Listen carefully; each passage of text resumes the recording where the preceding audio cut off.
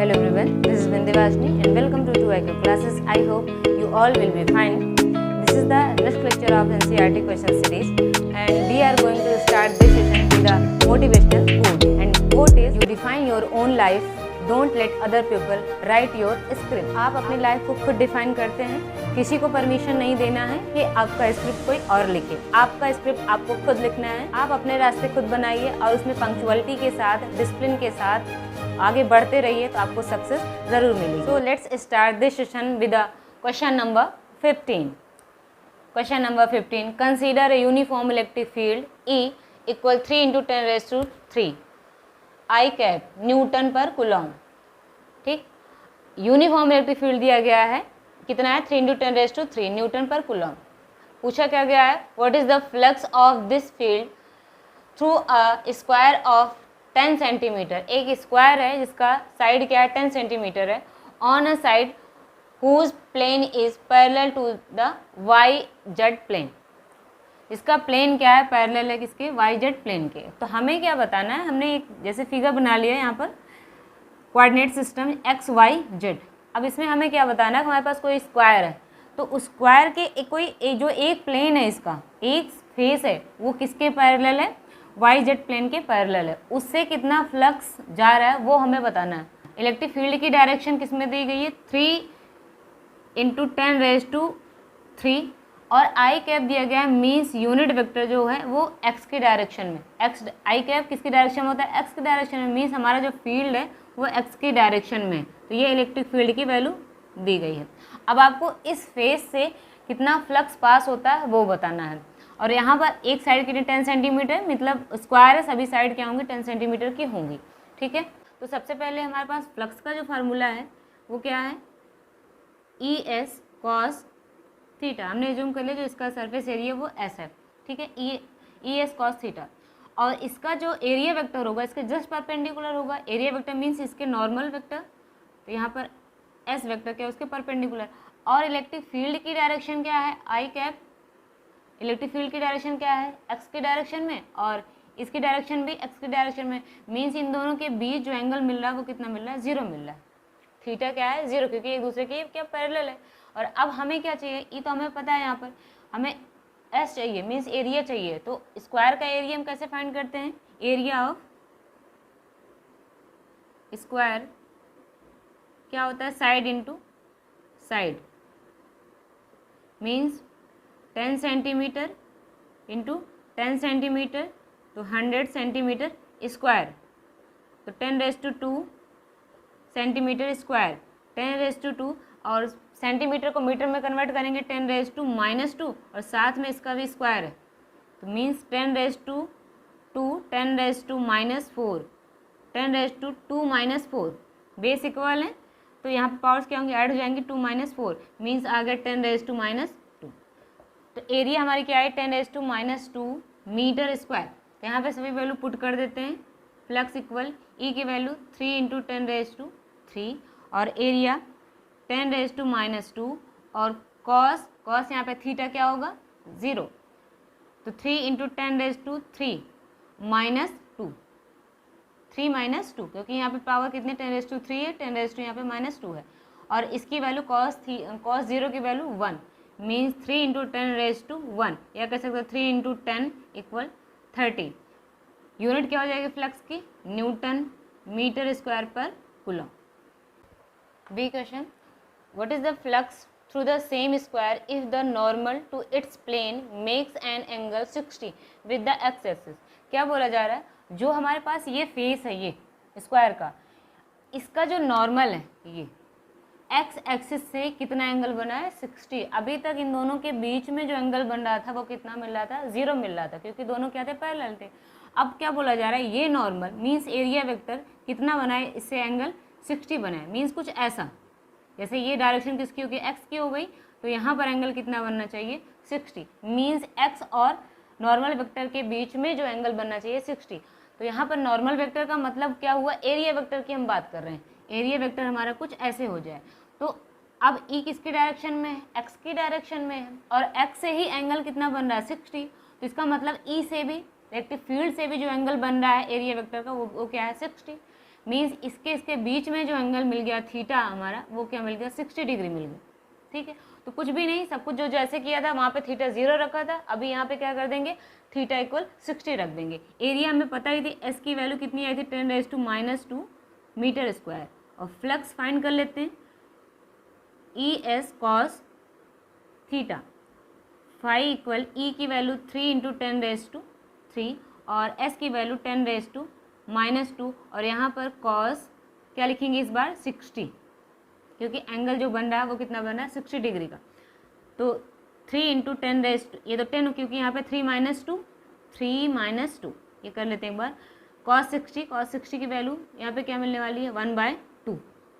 ये हो जाएगा 3 × 10 क्योंकि 3 - 2 मीन्स 1, इसका मतलब 10 आ गया। यहाँ पर 1/2, इसको डिवाइड करेंगे 5, तो 3 × 5 कितना हो गया, 15 Newton metre square per coulomb. Next question, question number 16, what is the net flux of uniform electric field of exercise 1.15 through a cube of side 20 centimetre. अभी क्या है, जो पहला क्वेश्चन था वहाँ पर स्क्वायर था, अब उसी क्वेश्चन में क्या कर दिया गया, अब प्लेस कर दिया गया क्यूब। ठीक है, जिसकी साइड क्या है, 20 सेंटीमीटर है। एक साइड कितनी है, 20 सेंटीमीटर है, मीन सभी साइड होंगे 20 centimetre. Oriented so that its faces are parallel to the coordinate planes. जो कोऑर्डिनेट प्लेन है उनके साथ क्या है, पैरेलल है इनका फेसेस। जैसे ये फेस किसके पैरेलल है, वाई जेड के, और ये फेस किसके पैरेलल है, एक्स जेड के, और ये वाला फेस किसके पैरेलल है, वाई एक्स के। मीन्स इस तरह से जो सारे फेसेस हैं वो किसके इक्वल हैं, किसके पैरेलल हैं, इस कोऑर्डिनेट प्लेन के, एक्स वाई प्लेन के पैरेलल है, वाई जेड प्लेन के पैरेलल है, और एक्स जेड के पैरेलल है। तो हमें नेट फ्लक्स बताना है कि इससे फ्लक्स कितना पास होगा। यहाँ पर फील्ड वही दी गई है, अभी भी एक्स की डायरेक्शन में ही फील्ड है, क्या है, E = 3 × 10⁻⁵, क्योंकि क्वेश्चन वही है, बस वहाँ पर स्क्वायर के प्लेस पे अब रिप्लेस कर दिया गया क्या, किसको, क्यूब को।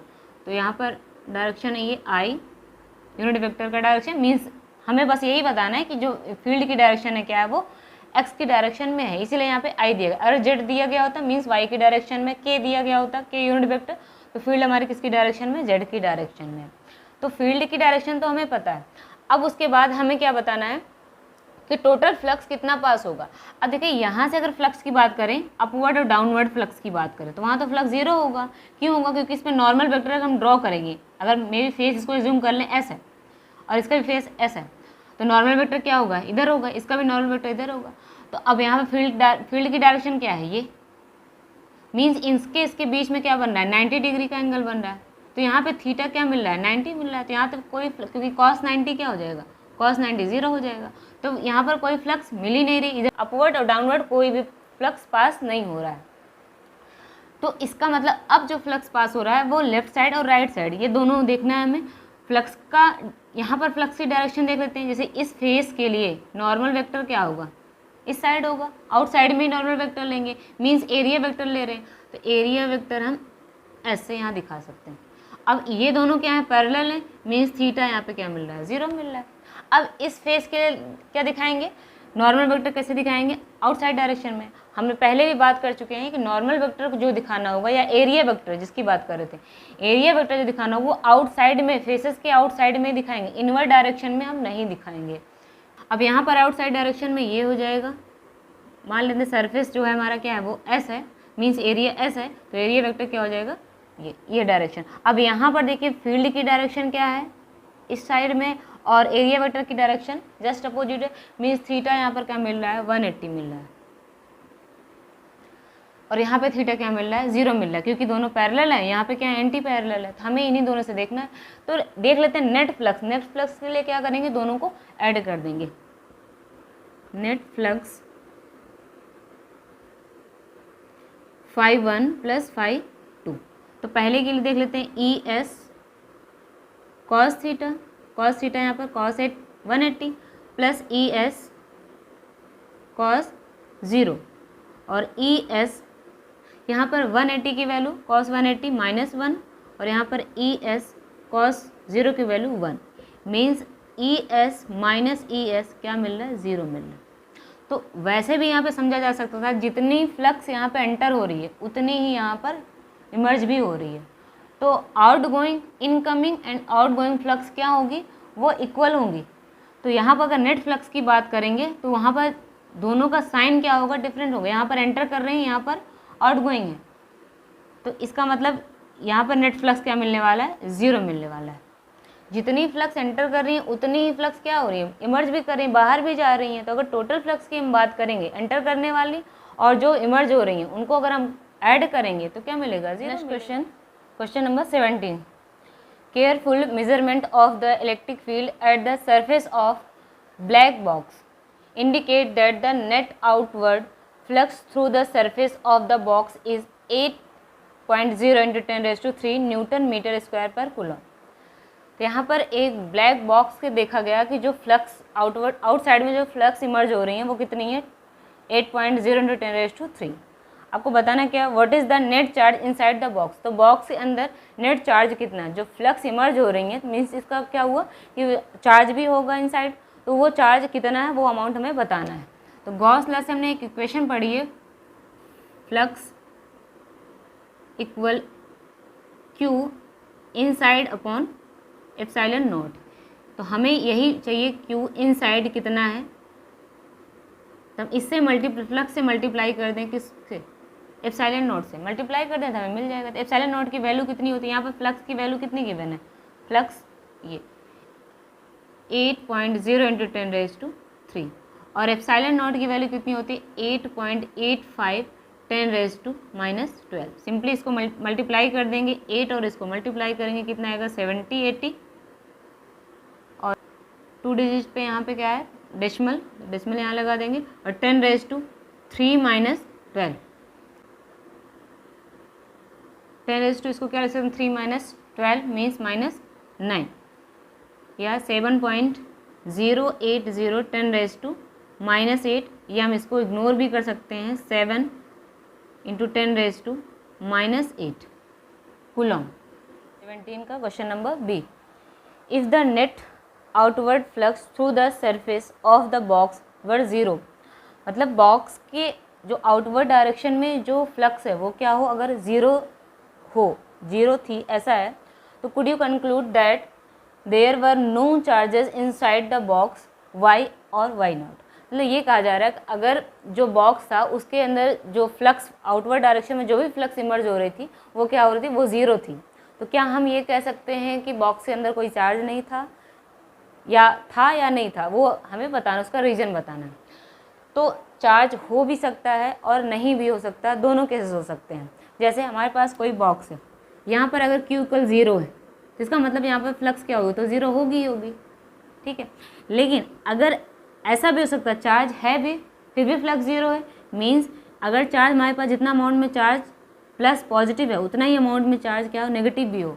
तो अगर हम दोनों चार्जेस को ऐड करेंगे, जितना अमाउंट में पॉजिटिव है और उसी अमाउंट में ही negative charge, equal and opposite दोनों का नेचर है, तो वहाँ पर जो हमें नेट चार्ज मिलेगा वो क्या मिलने वाला है, 0 मिलने वाला। फिर भी तो हम ये नहीं कह सकते चार्ज नहीं है तभी भी फ्लक्स 0 है, चार्ज हो भी सकता है, लेकिन कैसा हो सकता है, इक्वल एंड अपोजिट, मतलब जितने अमाउंट में है उतना पॉजिटिव और उसके ही जस्ट अपोजिट क्या हो, उतना ही नेगेटिव हो, तब भी वहाँ पर नेट जो चार्ज होगा वो 0 होगा, मीन्स वहाँ पर फ्लक्स क्या होगी, 0 होगी, ठीक है। तो यहाँ पे you can write also the net flux depends upon the net charge contain in a body.